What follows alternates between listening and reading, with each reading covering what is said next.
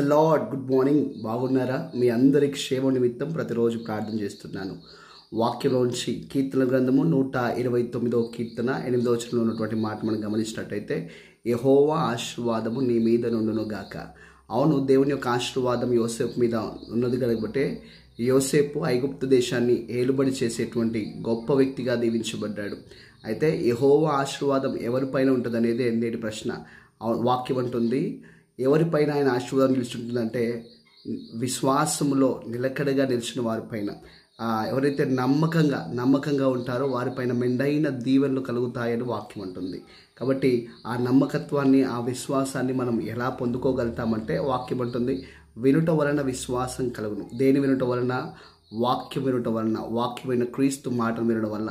ఉదయకాల సమయం ఆయన ఆశీర్వాదం కొరకు ఎదురు చూస్తున్నావా? ఆయన దీవెన కొరకు ఎదురు చూస్తున్నావా?